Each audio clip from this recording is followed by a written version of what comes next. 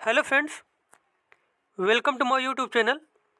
आज हम लोग CDP के 150 क्वेश्चन की प्रैक्टिस करेंगे और ये सारे क्वेश्चन ऑब्जेक्टिव टाइप के रहेंगे, जिससे आपकी जो है प्रैक्टिस बेहतरीन तरीके से हो जाएगी। और अगर आपको वीडियो अच्छा लगे तो चैनल को सब्सक्राइब करें, वीडियो को लाइक करें, कमेंट करें। चलिए देखते हैं हम लोग को यहाँ पे पहला क्वेश्चन आपसे पूछा गया है। पहला क्वेश्चन यहाँ पर आपसे पूछा गया है, सीखने की वह अवधि जब सीखने की प्रक्रिया में कोई उन्नति नहीं होती है कहलाती है। क्या कोई उन्नति नहीं होती है जब सीखने की प्रक्रिया में, उसे बोला जाता है सीखने का पठार। क्या बोलते हैं उसको? सीखने का पठार बोलते हैं। उसके बाद अगला क्वेश्चन आपसे पूछा गया है, क्रिया प्रसूत अनुबंधन सिद्धांत का प्रतिपादन किया। क्रिया प्रसूत अनुबंधन सिद्धांत का प्रतिपादन किया था स्किनर ने। किसने किया था? स्किनर ने किया था। अगला क्वेश्चन आपसे पूछा गया है, निम्न में कौन शेष से भिन्न है? अधिगम के लिए अधिगम का सिद्धांत, समान अवयवों का सिद्धांत, सामान्यीकरण का सिद्धांत या फिर ड्राइव रिडक्शन का सिद्धांत। तो यहाँ पे जो बताया गया है, जो ड्राइव रिडक्शन का सिद्धांत है, यह तीनों से अलग दिया गया, जबकि अधिगम के लिए अधिगम का सिद्धांत और समान अवयव का सिद्धांत और जो सामान्यीकरण का सिद्धांत है, ये तीनों क्या है? एक दूसरे से संबंधित हैं। उसके बाद नेक्स्ट क्वेश्चन पूछा गया आपसे, 4th नंबर क्वेश्चन है, स्टैनफोर्ड बिने परीक्षण मापन करता है। स्टैनफोर्ड बिने परीक्षण किसका मापन करता है? तो इसका आंसर हो जाएगा बुद्धि का मापन करता है। किसका? बुद्धि का। उसके बाद 5 नंबर क्वेश्चन, विकास के परिणाम स्वरूप नवीन विशेषताएं और नवीन योग्यताएं प्रकट होती हैं। यह कथन किसने दिया? यह कथन दिया था हरलाक ने। हरलाक ने क्या कहा था कि विकास के परिणाम स्वरूप नवीन विशेषताएं और नवीन योग्यताएं प्रकट होती हैं। तो हमारा बी ऑप्शन बिल्कुल से करेक्ट हो जाएगा। उसके बाद अगला क्वेश्चन दिया गया है, बुद्धि के द्विकारक सिद्धांत का प्रतिपादन किसने किया था? बुद्धि का द्विकारक सिद्धांत दिया था स्पीयरमैन ने। किसने? स्पीयरमैन ने। अगला क्वेश्चन आपसे पूछा गया है, विद्रोह की भावना की प्रवृत्ति निम्न में से किस अवस्था से संबंधित है? विद्रोह की भावना की प्रवृत्ति संबंधित है पूर्व किशोरावस्था से। किससे? पूर्व किशोरावस्था से। अगला क्वेश्चन आपसे पूछा गया है, पियाजे मुख्य रूप से किसके अध्ययन के लिए जाने जाते हैं? पियाजे जाने जाते हैं संज्ञानात्मक विकास के अध्ययन के लिए। किसके लिए? संज्ञानात्मक विकास के अध्ययन के लिए। और विकास के इन्होंने 4 चरण बताए थे। अगला क्वेश्चन आपसे पूछा गया है, अल्बर्ट बंडूरा निम्न में से किस सिद्धांत से संबंधित है? अल्बर्ट बंडूरा संबंधित है सामाजिक अधिगम सिद्धांत से। किससे? सामाजिक अधिगम सिद्धांत से संबंधित है अल्बर्ट बंडूरा। कार्य को आरंभ करने, जारी रखने और नियमित करने की प्रक्रिया है। कार्य को आरंभ करने, जारी रखने और नियमित करने की जो प्रक्रिया है, उसे बोला जाता है प्रेरणा। क्या बोलते हैं उसको? प्रेरणा बोलते हैं। सीखी हुई बात को स्मरण रखने या पुनः स्मरण करने की असफलता को कहते हैं। सीखी हुई बात को स्मरण रखने, याद रखने या फिर पुनः याद रखने की असफलता को कहते हैं विस्मृति कहते हैं। क्या कहते हैं? विस्मृति कहते हैं। नेक्स्ट क्वेश्चन यहाँ पर पूछा गया आपसे, गेस्टाल्ट मनोविज्ञान की आधारशिला किसने रखी थी? गेस्टाल्ट मनोविज्ञान की आधारशिला रखी थी मैक्स वर्दिमर ने। किसने? मैक्स वर्दिमर ने। अगला क्वेश्चन दिया गया है, व्यवहारिक क्षमताओं में वह सापेक्ष स्थायी परिवर्तन जो कि प्रबलित अभ्यास का परिणाम होता है, उसे क्या कहते हैं? व्यवहारिक क्षमताओं में वह सापेक्ष स्थायी परिवर्तन जो कि प्रबलित अभ्यास का परिणाम होता है, उसे कहा जाता है अधिगम। क्या कहते हैं उसको? अधिगम कहते हैं। उसके बाद 14 नंबर क्वेश्चन है, कोहलबर्ग का सिद्धांत निम्न में से किस विकास से संबंधित है? कोहलबर्ग का सिद्धांत संबंधित है नैतिक विकास से। किससे? नैतिक विकास से। अगला क्वेश्चन पूछा गया है, अभिप्रेरणा। अभिप्रेरणा का वर्गीकरण होता है, अभिप्रेरणा का वर्गीकरण होता है जन्मजात तथा अर्जित। जन्मजात भी होता है और इसको अर्जित भी किया जाता है। तो यहाँ पे 3 नंबर ऑप्शन बिल्कुल ही सही हो जाएगा। अगला क्वेश्चन है, सीखने के नियम दिए हैं। सीखने के नियम दिए गए हैं थॉर्नडाइक के द्वारा। किसके द्वारा? थॉर्नडाइक के द्वारा। अगला क्वेश्चन पूछा गया है, बाल मनोविज्ञान का केंद्र बिंदु है। सभी को मालूम होगा बाल मनोविज्ञान का केंद्र बिंदु होता है बालक। कौन होता है? बालक होता है। शैशवावस्था के लिए उत्तम शिक्षण विधि है। शैशवावस्था के लिए उत्तम शिक्षण विधि जो होती है मॉन्टेसरी विधि, खेल विधि और किंडरगार्टन विधि। तो ये सभी विधि जो है शैशवावस्था के लिए उपयुक्त होती है। तो यहाँ पे हमारा 4th नंबर ऑप्शन बिल्कुल ही करेक्ट हो जाएगा। ये सभी संवेगात्मक विकास को प्रभावित करने वाला कारक है शारीरिक स्वास्थ्य, मानसिक योग्यता, थकान या फिर ये सभी। तो इसका आंसर हो जाएगा कि संवेगात्मक विकास को ये सारी चीजें प्रभावित करती है। तो हमारा 4th नंबर ऑप्शन बिल्कुल ही सही हो जाएगा। उसके बाद 20 नंबर क्वेश्चन है मूल्यों के वर्गीकरण में सम्मिलित नहीं है। मूल्यों के वर्गीकरण में सम्मिलित नहीं है आध्यात्मिक मूल्य, नैतिक मूल्य, येन केन प्रकारेण धनार्जन का मूल्य या फिर सांस्कृतिक मूल्य। तो यहाँ जो ये दिया गया है येन केन प्रकारेण धनार्जन का मूल्य, ये जो है मूल्यों के वर्गीकरण में सम्मिलित नहीं होता है। जबकि आध्यात्मिक मूल्य, नैतिक मूल्य और सांस्कृतिक मूल्य ये तीनों ही मूल्यों के वर्गीकरण के अंतर्गत आते हैं। अगला क्वेश्चन पूछा गया है भाषा विकास का सिद्धांत नहीं है। भाषा विकास का सिद्धांत नहीं है। तो यहाँ जो अतिरिक्त शक्ति का सिद्धांत दिया गया है ये भाषा विकास का सिद्धांत नहीं है। जबकि अनुबंधन का सिद्धांत भाषा विकास के सिद्धांत के अंतर्गत आता है। अनुकरण का सिद्धांत और परिपक्वता का सिद्धांत ये तीनों ही भाषा विकास के सिद्धांत के अंतर्गत आते हैं। जबकि अतिरिक्त शक्ति का सिद्धांत यह भाषा विकास का सिद्धांत नहीं है। नेक्स्ट क्वेश्चन पूछा गया है एक परिस्थिति में अर्जित ज्ञान का दूसरी परिस्थिति में उपयोग कहलाता है। एक परिस्थिति में अर्जित ज्ञान का दूसरी परिस्थिति में उपयोग कहलाता है सीखने में स्थानांतरण। क्या कहलाता है? सीखने में स्थानांतरण कहलाता है। नेक्स्ट क्वेश्चन पूछा गया है शिशु का अधिकांश व्यवहार आधारित होता है। शिशु का अधिकांश व्यवहार आधारित होता है जो है मूल प्रवृत्ति पर। किस पर? मूल प्रवृत्ति पर शिशु का अधिकांश व्यवहार आधारित होता है। उसके बाद 24 नंबर क्वेश्चन है प्रासंगिक अंतर्बोध परीक्षण जिसे टेड भी कहा जाता है का विकास द्वारा किया गया था। मतलब इसका विकास किसने किया था? इसका विकास किया था मरे ने। किसने? या फिर मूरे ने। किसने किया था? मूरे ने किया था। प्रेक्षणात्मक अधिगम का संप्रत्यय, प्रेक्षणात्मक अधिगम का संप्रत्यय किसने दिया था? तो ये दिया था बंडूरा ने। किसने? बंडूरा ने दिया था। कोहल वर्ग के अनुसार किस अवस्था में नैतिकता बाह्य कारकों द्वारा निर्धारित होती है?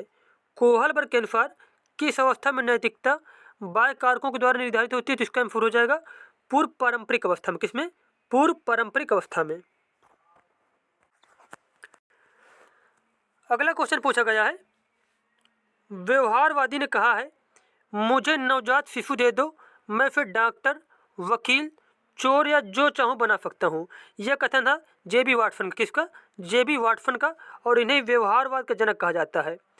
व्यवहारवाद का जनक कहा जाता है जेबी वाटसन को।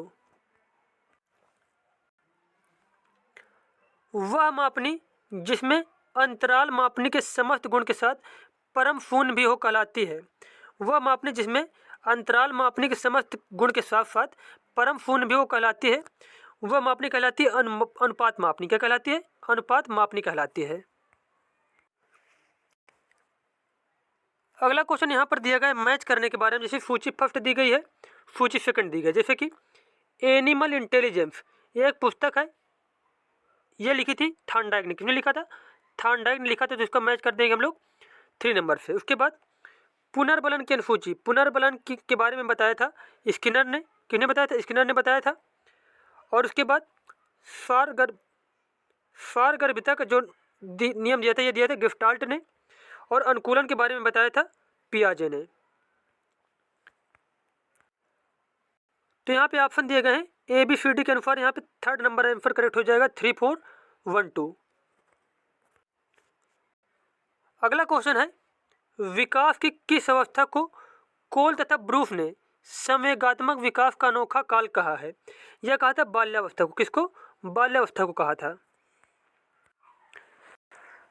नेक्स्ट क्वेश्चन पूछा गया है बच्चे की वृद्धि मुख्यतः संबंधित है। बच्चे की वृद्धि मुख्यतः संबंधित होती है शारीरिक विकास से। किससे? शारीरिक विकास से।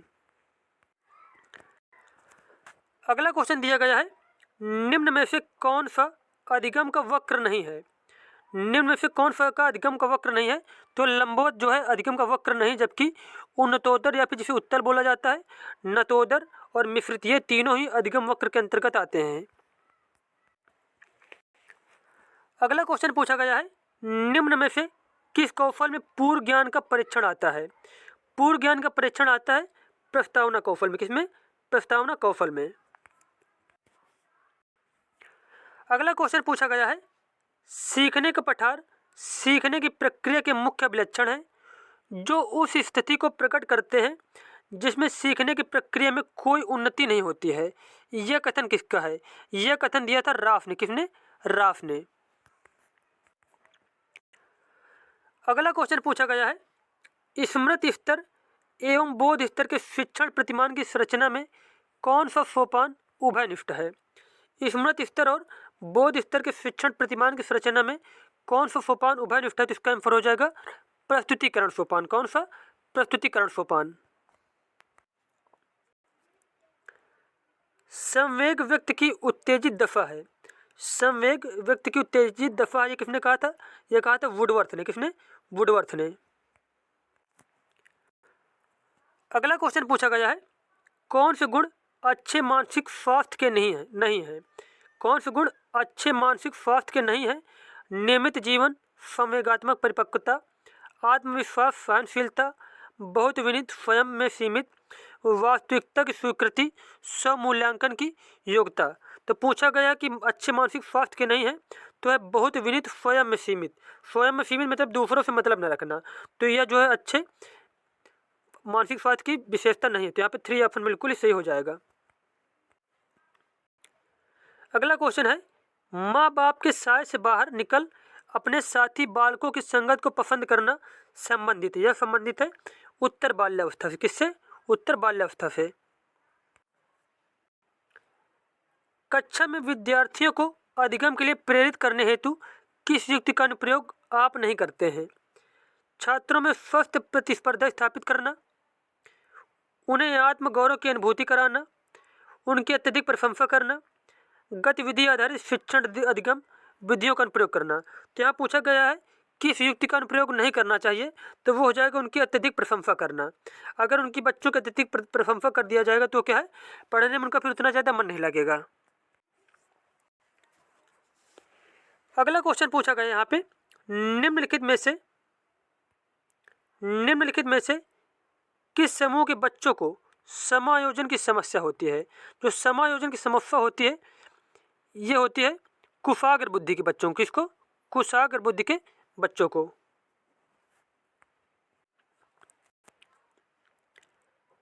जब कभी 2 या अधिक व्यक्ति एक साथ मिलते हैं और एक दूसरे को प्रभावित करते हैं तो वे एक सामाजिक समूह का निर्माण करते हैं, यह कथन है। यह कथन क्या है? यह कथन बिल्कुल ही सत्य है। तो यहाँ पे सेकंड ऑप्शन बिल्कुल ही सही हो जाएगा। अगला क्वेश्चन दिया गया है, कोहलबर्ग का विकास सिद्धांत निम्न में से किससे संबंधित है? कोहलबर्ग का सिद्धांत संबंधित है नैतिक विकास से। किससे? नैतिक विकास से। अगला क्वेश्चन है, कोहलर यह सिद्ध करना चाहता था कि सीखना क्या है? कोहलर के अनुसार सीखना संज्ञानात्मक कार्य। क्या है? संज्ञानात्मक कार्य है। समावेशीकरण की सफलता के लिए आवश्यक है। समावेशीकरण की सफलता के लिए आवश्यक होता है संवेदनशीलता। क्या होता है? संवेदनशीलता आवश्यक होता है। अग्रिम व्यवस्थापक प्रतिमान किस परिवार से संबंधित है? अग्रिम व्यवस्थापक प्रतिमान संबंधित है सूचना प्रक्रियाकरण से। किससे? सूचना प्रक्रियाकरण से। और अगला क्वेश्चन पूछा गया है, शैक्षिक सुधारों में प्रभावी विकेंद्रीकरण तभी संभव होगा जब खंड व संकुल संदर्भ केंद्रों की भागीदारी बढ़े। बिल्कुल सही दिया गया है। स्थानीय संदर्भ व्यक्ति उपलब्ध हो, यह भी करेक्ट दिया गया है। अध्यापकों के पास संसाधन और प्रासंगिक सामग्री भी मौजूद हो। तो यहाँ पे तीनों ही ऑप्शन बिल्कुल ही करेक्ट दिए गए हैं कि विकेंद्रीकरण तभी संभव होगा जब ये तीनों ऑप्शन क्या है, बिल्कुल मतलब जब ये तीनों काम कराए जाएंगे। तो इस क्वेश्चन के अनुसार हमारा 4th नंबर ऑप्शन करेक्ट हो जाएगा, 1, 2 और 3। नेक्स्ट क्वेश्चन पूछा गया है, थॉर्नडाइक ने अपने सिद्धांत को किस शीर्षक से सिद्ध किया? थॉर्नडाइक ने अपने सिद्धांत का नाम दिया था अधिगम के प्रयास एवं भूल। क्या दिया था? अधिगम के प्रयास एवं भूल। नेक्स्ट क्वेश्चन पूछा गया है, पश्च अन्वेषण तथा स्वाधन स्वाच विश्लेषण निम्न में से किसके उदाहरण हैं? जो पश्च अन्वेषण और स्वाधन स्वाच विश्लेषण है, ये उदाहरण होते हैं स्वतः शोध के। किसके? स्वतः शोध के। अगला क्वेश्चन पूछा गया है, निम्न में से कौन सी अधिगम की एक विशेषता नहीं है? अधिगम का अवलोकन प्रत्यक्ष रूप से किया जा सकता है। बिल्कुल ही गलत दिया गया है कि प्रत्यक्ष रूप से अधिगम का अवलोकन नहीं किया जा सकता है। अधिगम व्यवहार में अपेक्षाकृत स्थायी परिवर्तन बिल्कुल सही दिया गया है। अधिगम प्राणी की अभिवृद्धि है, ये भी करेक्ट है। अधिगम एक लक्ष्योन्मुख प्रक्रिया, ये भी बिल्कुल ही सही दिया गया है अधिगम के बारे में। तो यहाँ पे हमारा फर्स्ट नंबर ऑप्शन सही हो जाएगा। पूछा गया है नहीं है। नेक्स्ट क्वेश्चन पूछा गया है, सीखने में प्रयास और भूल के सिद्धांत का प्रतिपादन किसने किया? यह किया था थॉर्नडाइक ने। अगला क्वेश्चन है, गोलमैन निम्न में से किससे संबंधित है? गोलमैन का संबंध है संवेगात्मक बुद्धि से। किससे? संवेगात्मक बुद्धि से। निम्न में से कौन सा अधिगम के पठार का कारण नहीं है? प्रेरणा की सीमा, विद्यालय का सहयोग, शारीरिक सीमा या फिर ज्ञान की सीमा। क्या पूछा गया कि अधिगम के पठार का कारण नहीं है? तो वह विद्यालय का सहयोग अधिगम के पठार का बिल्कुल ही कारण नहीं है। नेक्स्ट क्वेश्चन पूछा गया आपसे, निम्न में से कौन सा विकास का सिद्धांत नहीं है? अनुकूलित प्रत्यावर्तन का सिद्धांत, निरंतर विकास का सिद्धांत, परस्पर संबंध का सिद्धांत या फिर समान प्रतिमान का सिद्धांत।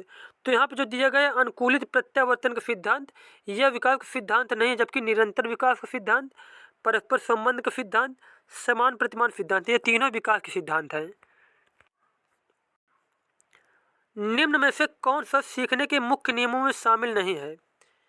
तत्परता का नियम, अभ्यास का नियम, प्रभाव का नियम और बहुअनुक्रिया का नियम। तो यहाँ जो बहुअनुक्रिया का नियम है यह मुख्य नियमों में नहीं शामिल, जबकि गौड़ नियमों के अंतर्गत आता है। जो थॉर्नडाइक ने जो 5 गौड़ नियम बताए थे उसमें से एक है बहुअनुक्रिया का नियम, जबकि मुख्य नियम तत्परता का नियम, अभ्यास का नियम और प्रभाव का नियम, ये तीनों ही थॉर्नडाइक के मुख्य नियम हैं। अगला क्वेश्चन है 55 नंबर, सृजनात्मकता मौलिक परिणामों को अभिव्यक्त करने की मानसिक प्रक्रिया है। सृजनात्मकता मौलिक परिणामों को अभिव्यक्त करने की मानसिक प्रक्रिया है। यह कथन है क्रो एवं क्रो का। किसका? क्रो एवं क्रो का।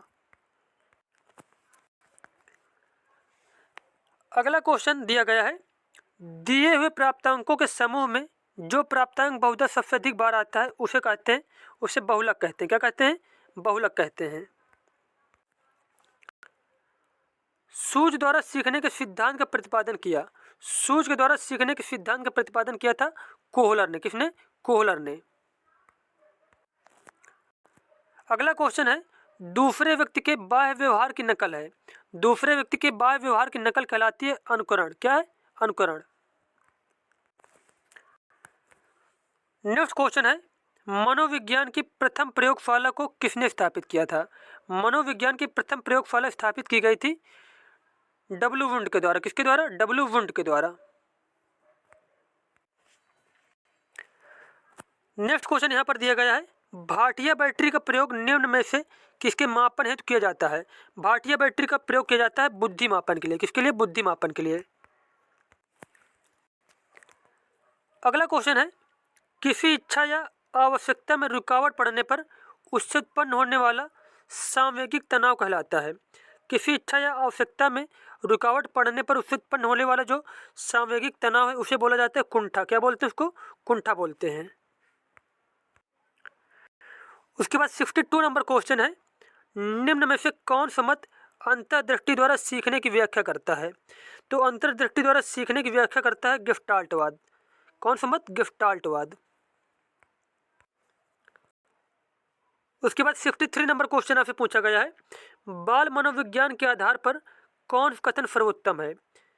सारे बच्चे एक जैसे होते हैं, बिल्कुल ही गलत दिया गया है। कुछ बच्चे एक जैसे होते हैं, कुछ बच्चे विशिष्ट होते हैं, प्रत्येक बच्चा विशिष्ट होता है।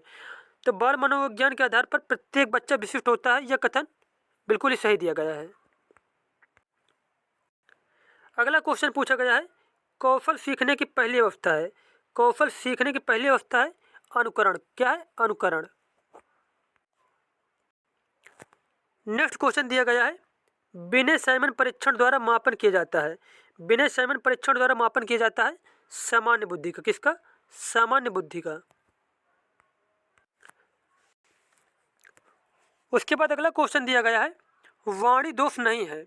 ध्वनि परिवर्तन और अस्पष्ट उच्चारण, धीमी या तेज गति से बोलना, हकलाना और तुतलाना, या फिर तीव्र अस्पष्ट वाणी। तो यहाँ पे वाणी दोष नहीं है, धीमी या तेज गति से बोलना जो वाणी दोष के अंतर्गत नहीं आता है। अगला क्वेश्चन दिया गया है, कक्षा 4 का एक बच्चा सदैव चिंतित और कुंठित रहता है। आप क्या करेंगे? कक्षा 4 का एक बच्चा है, सदैव चिंतित और कुंठित रहता है, तो आपको क्या करना चाहिए? उसके अभिभावक से शिकायत करेंगे, मनोचिकित्सक के पास ले जाएंगे, स्वयं परामर्शदाता की भूमिका का निर्वाह करेंगे, उसे उसके भाग्य पर छोड़ देंगे। तो यहाँ पे सबसे करेक्ट आंसर हो जाएगा कि स्वयं परामर्शदाता की भूमिका का निर्वाह करेंगे। अगला क्वेश्चन पूछा गया है, सांख्यिकी में वह रेखा चित्र जिसमें आवृत्तियों को स्तंभ द्वारा प्रदर्शित किया जाता है कहलाता है।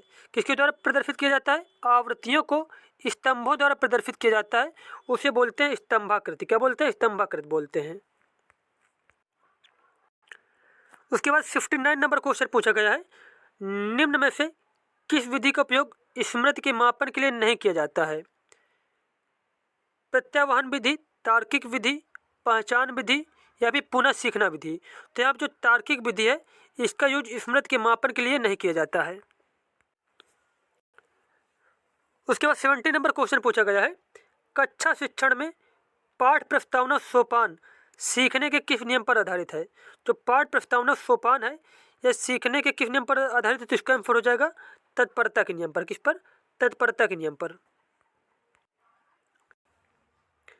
वह अवस्था जो कि माता के 21वें गुणसूत्र जोड़े के अलग न हो पाने के कारण होती है कहलाती है, उसे बोला जाता है डाउन सिंड्रोम। क्या बोलते हैं? Down syndrome. उदाहरण, निरीक्षण, विश्लेषण, वर्गीकरण, नियमीकरण निम्नलिखित में से किस विधि के सोपान है? ये सारी चीजें जो है ये है आगमन विधि के सोपान। किसके?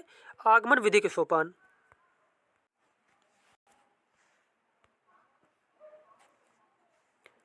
संविधान के किस संशोधन से शिक्षा एक मौलिक अधिकार बन गए? तो इसका आंसर हो जाएगा 86वें संविधान संशोधन से। किससे? 86वें संविधान संशोधन से। कक्षा में छात्रों को प्रश्न पूछने के लिए प्रेरित करना चाहिए। तो यहाँ पे पहला यह ऑप्शन बिल्कुल ही करेक्ट हो जाएगा कि कक्षा में छात्रों को प्रश्न पूछने के लिए प्रेरित करना चाहिए। अगला क्वेश्चन दिया गया है, मॉरिसन ने बौद्ध स्तर के शिक्षण प्रतिमान में 5 पदों का वर्णन किया है। वे 5 पद कौन कौन से हैं? सबसे पहले बताए थे उन्होंने खोज के बारे में, फिर बताया था प्रस्तुतिकरण के बारे में, फिर बताया था आत्मीकरण के बारे में, और फिर उसके बाद संगठन व्यवस्था के बारे में, और फिर वाचन एवं अभिव्यक्तिकरण के बारे में। तो इसका आंसर हो जाएगा हमारा 21435। तो यहाँ पे फर्स्ट ऑप्शन बिल्कुल ही सही हो जाएगा।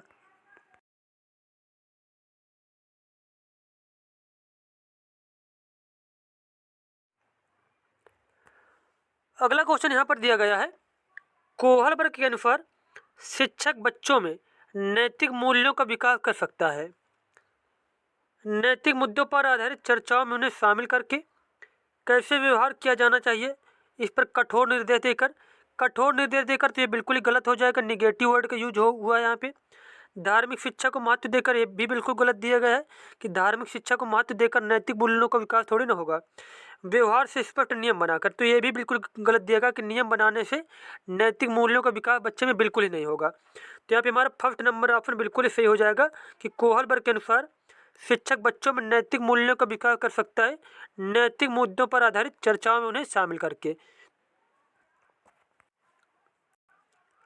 अगला क्वेश्चन आपसे पूछा गया है, शिक्षा में अवरोधन का तात्पर्य है। शिक्षा में अवरोधन का तात्पर्य होता है किसी बालक का 1 वर्ष से अधिक समय तक एक ही कक्षा में रहना। तो यहाँ पर थर्ड नंबर ऑप्शन बिल्कुल ही सही हो जाएगा। नेक्स्ट क्वेश्चन दिया गया है, किशोरावस्था बड़े संघर्ष, तनाव, हमला व विरोध की अवस्था है, यह किसने कहा था? यह कहा था स्टैनले हॉल ने। किसने? स्टैनले हॉल ने।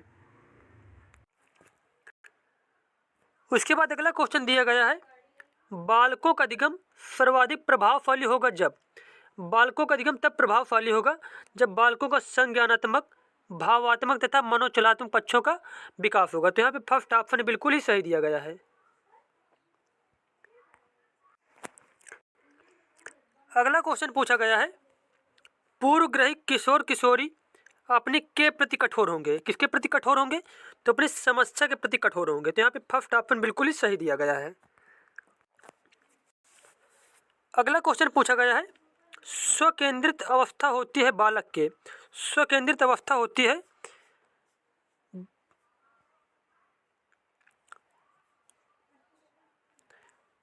3 से लेकर 6 वर्ष तक। कब तक स्वकेंद्रित अवस्था होती है? 3 से 6 वर्ष तक। अगला क्वेश्चन पूछा गया है, सीखने की प्रक्रिया को प्रभावित करने वाला कारक है। सीखने की प्रक्रिया को प्रभावित करने वाले कारक है अनुकरण, प्रशंसा एवं निंदा, प्रतियोगिता या फिर ये सभी। तो यहाँ पे करेक्ट आंसर हो जाएगा ये सभी जो है सीखने की प्रक्रिया को प्रभावित करने वाले कारक हैं। अनुकरण भी, प्रशंसा एवं निंदा और प्रतियोगिता। उसके बाद 83 नंबर क्वेश्चन पूछा गया है, जिन विद्यालयों में समेकित शिक्षा दी जाती है उसके शिक्षकों को किस क्षेत्र विशेष में प्रशिक्षित करना चाहिए। जिन विद्यालयों में समेकित शिक्षा दी जाती है तो उसके शिक्षकों को किस क्षेत्र में विशेष रूप से प्रशिक्षित करना चाहिए। तो इसका आंसर हो जाएगा विशेष आवश्यकता वाले बच्चों की पहचान और शिक्षण के लिए। तो यहाँ पे फर्स्ट ऑप्शन बिल्कुल ही सही हो जाएगा। अगला क्वेश्चन है, विकास का वही संबंध परिपक्वता से है जो दीपन का प्रतिक्रिया से। किससे है? जो दीपन का संबंध प्रतिक्रिया से होता है वही विकास का संबंध परिपक्वता से होता है। उसके बाद 85 नंबर क्वेश्चन है, भाटिया बैटरी का प्रयोग किसके परीक्षण हेतु किया जाता है। भाटिया बैटरी का प्रयोग किया जाता है बुद्धि परीक्षण के लिए। अगला क्वेश्चन है, समावेशी कक्षा में किस प्रकार के छात्र शामिल होता है या फिर होते हैं। तो समावेशी कक्षा में शामिल होते हैं सामान्य और विशिष्ट छात्र। कैसे छात्र? सामान्य और विशिष्ट छात्र। नेक्स्ट क्वेश्चन पूछा गया है, अभिप्रेरणा का प्रत्याशा सिद्धांत किसके द्वारा दिया गया है। अभिप्रेरणा का प्रत्याशा सिद्धांत दिया गया है विक्टर ब्रूम के द्वारा। किसके द्वारा? विक्टर ब्रूम के द्वारा। उसके बाद अगला क्वेश्चन पूछा गया है, सूक्ष्म शिक्षण चक्र का प्रथम पद होता है। सूक्ष्म शिक्षण चक्र का प्रथम पद जो होता है उसे बोला जाता है योजना बनाना। सबसे पहले क्या किया जाता है? योजना बनाना। नेक्स्ट क्वेश्चन दिया गया है, इनमें से कौन मनोवैज्ञानिक भाषा विकास से संबंधित है। भाषा विकास से संबंधित मनोवैज्ञानिक है नोम चॉम्स्की। कौन? Noam Chomsky. और ये कहाँ के थे? ये अमेरिका के थे। ये भी आपको याद रखना है।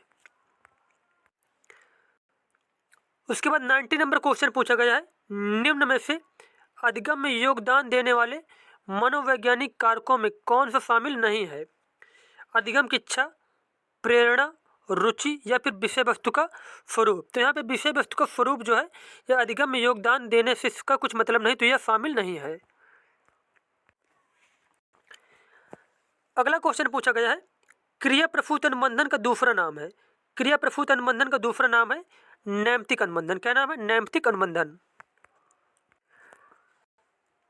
अगला क्वेश्चन यहाँ पर पूछा गया है, संज्ञानात्मक क्षेत्र का सही क्रम है। संज्ञानात्मक क्षेत्र का सही क्रम जो होता है वो होता है, सबसे पहले मूल्यांकन होता है। सॉरी, यहाँ पे देखो थोड़ा मिस्टेक हो गई है। संज्ञानात्मक क्षेत्र का सही क्रम क्या है? सबसे पहले ज्ञान होता है, फिर अवबोध, फिर अनुप्रयोग, फिर विश्लेषण, फिर संश्लेषण और फिर मूल्यांकन। तो यहाँ पे 4th नंबर ऑप्शन बिल्कुल ही सही हो जाएगा। और अगला क्वेश्चन पूछा गया है, निम्न में से कौन सा अवबोध स्तर के शिक्षण में शामिल है। अवबोध स्तर के शिक्षण में शामिल जो है वो है अन्वेषण। क्या है? अन्वेषण।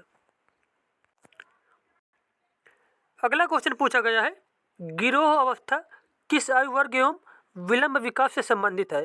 तो गिरोह अवस्था का संबंध है वो है 8 से 10 वर्ष एवं समाजीकरण। किससे? 8 एवं 10 वर्ष की अवस्था एवं समाजीकरण से।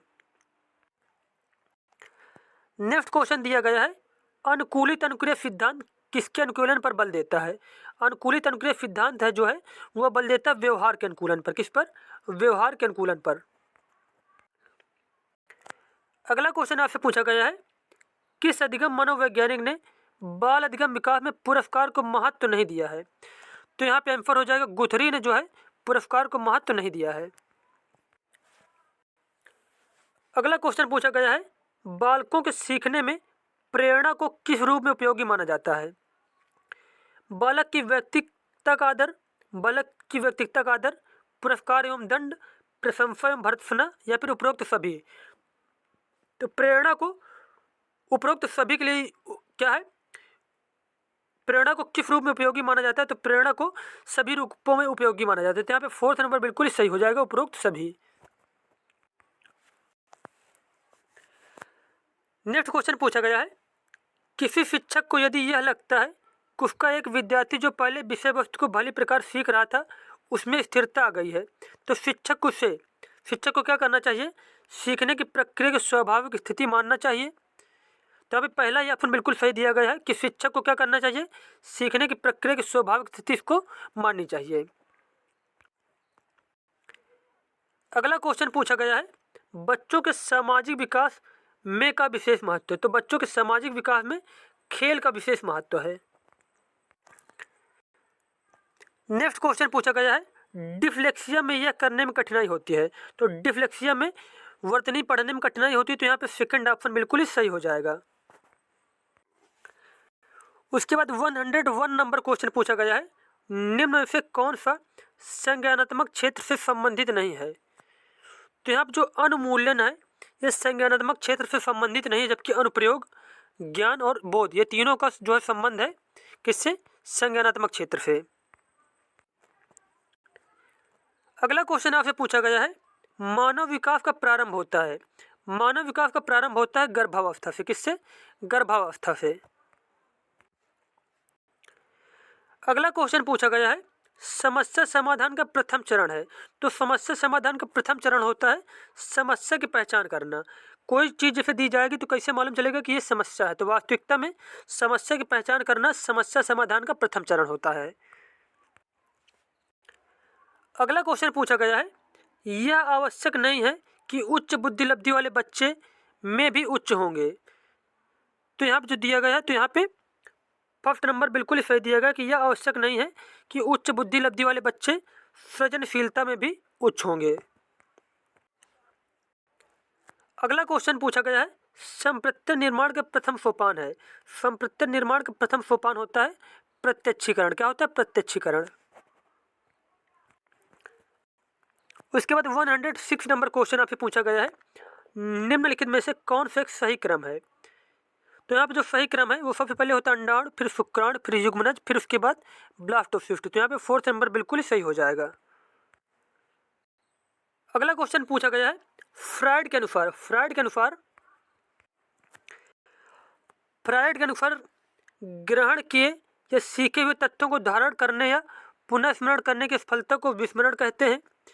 विस्मरण का अर्थ है किसी समय प्रयत्न करने पर किसी पूर्व अनुभव का स्मरण करने या पहले की सीखी हुई किसी क्रिया को करने की सफलता, या फिर विस्मरण वह प्रवृत्ति है जिसके द्वारा दुखद अनुभवों को स्मृति से अलग कर दिया जाता है, या फिर उपरोक्त में से कोई नहीं। तो फ्रायड ने बताया था कि विस्मरण वह प्रवृत्ति है जिसके द्वारा दुखद अनुभवों को स्मृति से अलग कर दिया जाता है। तो यहाँ पे थर्ड ऑप्शन बिल्कुल ही सही दिया गया है। अगला क्वेश्चन दिया गया है, शारीरिक वृद्धि और विकास को कहते हैं। शारीरिक वृद्धि और विकास को कहते हैं अभिवृद्धि। क्या कहते हैं? अभिवृद्धि कहते हैं। नेक्स्ट क्वेश्चन पूछा गया है, मानसिक आयु के प्रत्यय का सर्वप्रथम प्रयोग किया। मानसिक आयु के प्रत्यय का सर्वप्रथम प्रयोग किया था बिने और साइमन ने। किसने? बिने और साइमन ने। नेक्स्ट क्वेश्चन पूछा गया है आपसे, सामाजिक प्रत्याशाओं के अनुरूप व्यवहार की योग्यता का अधिगम सामाजिक विकास कहा जाता है। उक्त कथन, यह कथन दिया गया था हरलाक के द्वारा। हरलाक ने क्या बोला था कि सामाजिक प्रत्याशाओं के अनुरूप व्यवहार की योग्यता का अधिगम सामाजिक विकास कहा जाता है।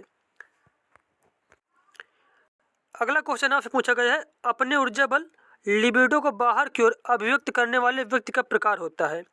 वह व्यक्ति होते हैं बहिर्मुखी टाइप के। कैसे? बहिर्मुखी व्यक्तित्व वाले होते हैं। अगला क्वेश्चन पूछा गया है, निम्नलिखित में से कौन सा सीखने का नियम नहीं है? तत्परता का नियम, प्रभाव का नियम, तनाव का नियम या फिर अभ्यास का नियम। तो यहाँ पे तनाव का नियम कोई भी सीखने का नियम नहीं है, जबकि तत्परता का नियम, प्रभाव का नियम, अभ्यास का नियम, ये तीनों ही थॉर्नडाइक के प्रमुख नियम हैं। अगला क्वेश्चन पूछा गया है, यदि पूर्व ज्ञान व अनुभव नए प्रकार के सीखने में सहायता करते हैं तो उसे कहते हैं। यदि पूर्व ज्ञान व अनुभव नए प्रकार के सीखने में सहायता करते हैं तो उसे कहते हैं, उसे कहा जाता है सकारात्मक प्रशिक्षण स्थानांतरण। क्या कहते हैं? सकारात्मक प्रशिक्षण स्थानांतरण कहते हैं। नेक्स्ट क्वेश्चन पूछा गया है, संगणन सिद्धांत निम्न में से किससे संबंधित है? संगणन सिद्धांत संबंधित है स्मृति से। किससे? स्मृति से। अगला क्वेश्चन दिया गया यहाँ पे, संवेग का कौन सा सिद्धांत इस विचार को मानता है कि संवेगात्मक अनुभव संवेगात्मक व्यवहार पर आधारित है? यह सिद्धांत है जेम्स लैंग सिद्धांत। जेम्स लैंग सिद्धांत मानता है कि संवेगात्मक अनुभव संवेगात्मक व्यवहार पर आधारित है। अगला क्वेश्चन पूछा गया है, बुद्धि के तरल क्रिस्टलीय प्रतिमान के प्रतिपादक कौन है? बुद्धि के तरल क्रिस्टलीय प्रतिमान के प्रतिपादक है कैटल। कौन? कैटल। अगला क्वेश्चन पूछा गया है, अधिगम, अनुभव और प्रशिक्षण के परिणाम स्वरूप व्यवहार में परिवर्तन है, यह कथन किनके द्वारा दिया गया था? तो यह कथन दिया गया था गेट्स व अन्य के द्वारा, गेट्स और उनके साथियों के द्वारा। अगला क्वेश्चन है, मूल प्रवृत्तियों को 14 प्रकार से किसने वर्गीकृत किया? तो मूल प्रवृत्तियों को 14 प्रकार से वर्गीकृत किया था मैकडूगल ने। किसने? विलियम मैकडूगल ने। उसके बाद नेक्स्ट क्वेश्चन है, ग्रंथियों के आधार पर व्यक्तित्व के विभिन्न प्रकारों की चर्चा की थी। ग्रंथियों के आधार पर व्यक्ति के विभिन्न प्रकारों की चर्चा की थी कैनन ने। किसने? कैनन ने। उसके बाद अगला क्वेश्चन पूछा गया है, कोहलर निम्न में से किससे संबंधित है? कोहलर संबंधित है अधिगम का सिद्धांत से। किससे? अधिगम के सिद्धांत से। उसके बाद नेक्स्ट क्वेश्चन पूछा गया है, एक बालक जो साइकिल चलाना जानता है मोटर बाइक चलाना सीख रहा है, यह उदाहरण होगा ऊर्ध्व अधिगम अंतरण का। किसका? ऊर्ध्व अधिगम अंतरण का। उसके बाद 122 नंबर क्वेश्चन पूछा गया है, निम्न में से कौन सा शारीरिक विकास का एक प्रमुख नियम है? मानसिक विकास से भिन्नता का नियम, अनियमित विकास का नियम, द्रुतगामी विकास का नियम, कल्पना और संवेगात्मक विकास से संबंध का नियम। तो यहाँ जो शारीरिक विकास का नियम हुआ है द्रुतगामी विकास का नियम। तो यहाँ पे थर्ड ऑप्शन बिल्कुल ही सही दिया गया है। अगला क्वेश्चन आपसे पूछा गया है, 12 वर्ष से 16 वर्ष के बच्चों के लिए हिंदी में डॉक्टर एस जलोटा ने कौन सा परीक्षण प्रतिपादित किया है? तो डॉक्टर एस जलोटा ने प्रतिपादित किया था साधारण मानसिक योग्यता परीक्षण। तो यहाँ पे सेकंड ऑप्शन बिल्कुल ही सही हो जाएगा। अगला क्वेश्चन दिया गया है, इनमें से किनका नाम फुजनन शास्त्र के पिता से जुड़ा है?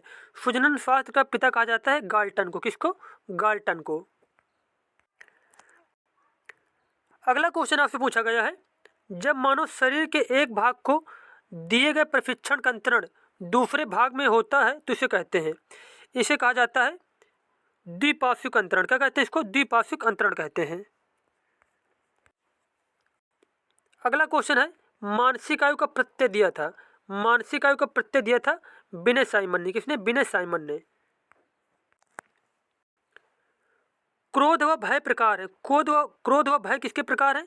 यह होते संवेग के प्रकार। मानव व्यक्तित्व के मनोलैंगिक विकास को निम्न में किसने महत्व दिया था?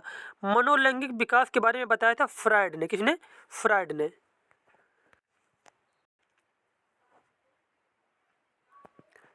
अगला क्वेश्चन पूछा गया है यहाँ पे, अभिक्रमायोजित अधिगम का प्रत्यय किसने दिया था?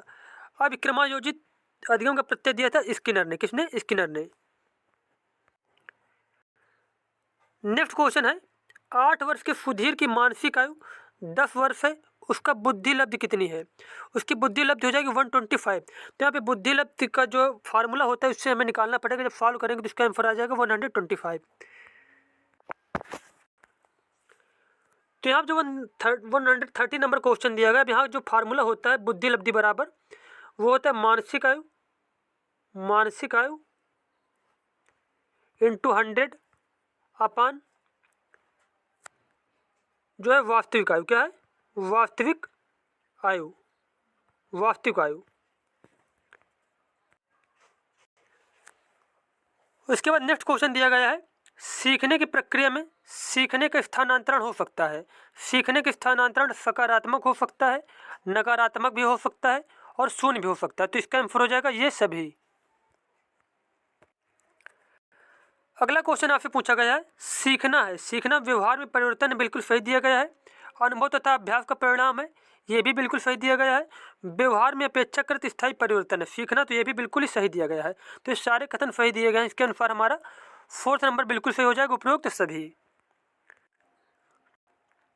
अगला क्वेश्चन आपसे पूछा गया है, संवेग शब्द का शाब्दिक अर्थ है। संवेग शब्द का शाब्दिक अर्थ होता है उत्तेजना या फिर भावों में उथल पुथल। तो यहाँ पे 3rd ऑप्शन बिल्कुल ही सही दिया गया है। और नेक्स्ट क्वेश्चन आपसे पूछा गया है, सर्वाधिक उपयुक्त जीवित, सर्वाइवल ऑफ द फिटेस्ट रहता का सिद्धांत। यह सिद्धांत दिया था डार्विन ने। किसने? डार्विन ने। नेक्स्ट क्वेश्चन पूछा गया आपसे, प्राथमिक स्तर पर मूल्यों की शिक्षा देने की सर्वोत्तम विधि है। प्राथमिक स्तर पर मूल्यों की शिक्षा देने की सर्वोत्तम विधि जो होती है वो होता है अध्यापक के व्यवहार में मूल्य स्थापन। क्या होता है? अध्यापक के व्यवहार में मूल्य स्थापन। अगला क्वेश्चन है, आत्मकेंद्रित व्यक्ति होता है। आत्मकेंद्रित व्यक्ति कैसा होता है? अंतर्मुखी होता है, वह किसी से ज़्यादा बात नहीं करता है। तो यहाँ पे फर्स्ट ऑप्शन बिल्कुल सही हो जाएगा। नेक्स्ट क्वेश्चन दिया गया है, अनुभव द्वारा व्यवहार में परिवर्तन कहलाता है। अनुभव द्वारा व्यवहार में परिवर्तन कहलाता है सीखना कहलाता है। क्या कहलाता है? सीखना कहलाता है। अगला क्वेश्चन दिया गया है, अंतर्दृष्टि सूझ द्वारा सीखने के सिद्धांत में कोहला ने प्रयोग किया था। कोहला ने प्रयोग किया था वन मानुषों पर। किस पर? वन मानुषों पर। नेक्स्ट क्वेश्चन आपसे पूछा गया है, निम्नलिखित में से कौन सा वृद्धि और विकास के सिद्धांतों से संबंधित नहीं है? निरंतरता का सिद्धांत, वर्गीकरण का सिद्धांत, समन्वय का सिद्धांत या फिर व्यक्तिकता का सिद्धांत। तो यहाँ जो वर्गीकरण का सिद्धांत है इसका संबंध वृद्धि और विकास से नहीं है। तो यहाँ पे सेकंड ऑप्शन बिल्कुल सही हो जाएगा। और अगला क्वेश्चन आपसे पूछा गया है, बाल मनोविज्ञान का क्षेत्र है। बाल मनोविज्ञान का क्षेत्र जो है वह है गर्भावस्था से किशोरावस्था तक का। तो यहाँ पे 4th नंबर बिल्कुल ही सही है। और अगला क्वेश्चन आपसे पूछा गया है, फ्रायड के अनुसार हमारे मूल्यों का आंतरिकरण में होता है। हमारे मूल्यों का जो आंतरिकरण है वो होता है पराअहम में। किसमें? पराअहम में। नेक्स्ट क्वेश्चन है, छात्र में रुचि उत्पन्न करने की कला है। छात्र में जो रुचि उत्पन्न करने की कला है उसे बोलते हैं समदृष्टि। क्या बोलते हैं? समदृष्टि बोलते हैं। अगला क्वेश्चन है, विकास कभी न समाप्त होने वाली प्रक्रिया है। यह कथन विकास के किस सिद्धांत से संबंधित है? यह संबंधित है निरंतरता के सिद्धांत से। किससे? निरंतरता के सिद्धांत से। अगला क्वेश्चन आपसे पूछा गया है, किसने बहुविमात्मक प्रज्ञा का प्रत्यय दिया था? यह दिया था हावर्ड गार्डनर ने। किसने? गार्डनर ने। अगला क्वेश्चन आपसे पूछा गया है, निम्न में से कौन सी अवस्था ब्रूनर के संज्ञानात्मक विकास सिद्धांत का अंग नहीं है? प्रतिबिंबात्मक अवस्था, अंतःप्रज्ञ अवस्था, क्रियात्मक अवस्था और संकेतात्मक अवस्था। तो यहाँ जो अंतःप्रज्ञ अवस्था है इसके बारे में ब्रूनर ने नहीं बताया था। तो यहाँ पे सेकंड ऑप्शन सही हो जाएगा। और अगला क्वेश्चन आपसे पूछा गया है, निम्न में से किसने अधिगम सिद्धांत का प्रतिपादन नहीं किया? कि स्किनर ने, कोहलर ने, थॉर्नडाइक ने या फिर बीएफ ब्लूम ने? तो यहाँ पे बीएफ ब्लूम ने जो है अधिगम सिद्धांत का प्रतिपादन नहीं किया है। और नेक्स्ट क्वेश्चन आपसे पूछा गया है, सूक्ष्म शिक्षण के भारतीय प्रतिमान में कुल कितना समय लगता है? सूक्ष्म शिक्षण के भारतीय प्रतिमान में समय लगता है 36 मिनट, 36 मिनट। अगला क्वेश्चन दिया गया यहाँ पे सूची फर्स्ट सूची सेकंड। अब यहाँ पे मैच करना, जैसे कि ब्रूनर को किससे मैच करेंगे? ब्रूनर को मैच करेंगे संप्रत्यय उपलब्ध शिक्षण प्रतिमान से। आशुबेल को मैच करेंगे अग्रिम संगठक शिक्षण प्रतिमान से। और उसके बाद ग्लेजर को मैच करेंगे सैनेटिक शिक्षण प्रतिमान से। और गार्डन को मैच करेंगे बुनियादी शिक्षण प्रतिमान से। तो हमारा यहाँ पे बी ऑप्शन बिल्कुल ही करेक्ट हो जाएगा, 4, 3, 1, 2। अगला क्वेश्चन आपसे पूछा गया है, शैक्षिक विकास में मूल्यांकन का अर्थ है। शैक्षिक विकास में मूल्यांकन का क्या अर्थ होता है? मूल्यांकन का अर्थ होता है ज्ञान मूल्यांकन का अर्थ होता है शैक्षिक विकास में ज्ञान क्षमता का मूल्यांकन। क्या होता है? ज्ञान क्षमता का मूल्यांकन। और अगला क्वेश्चन आपसे पूछा गया है, अधिगम क्षमता निम्नलिखित में से किससे प्रभावित नहीं होती है? आनुवंशिकता से, वातावरण से, प्रशिक्षण शिक्षण से या फिर राष्ट्रीयता से। तो अधिगम क्षमता जो है वह राष्ट्रीयता से प्रभावित नहीं होती है। उसके बाद हमारा 150 नंबर क्वेश्चन है और लास्ट क्वेश्चन है, मानसिक परिपक्वता। मानसिक परिपक्वता की ऊंचाइयों को छूने के लिए प्रयत्नरत रहना संबंधित है। यह संबंधित है किशोर अवस्था से। किससे? किशोर अवस्था से। तो ये हमारे जो 150 क्वेश्चन थे वो कंप्लीट हो गए। मिलते हैं नेक्स्ट वीडियो में। धन्यवाद।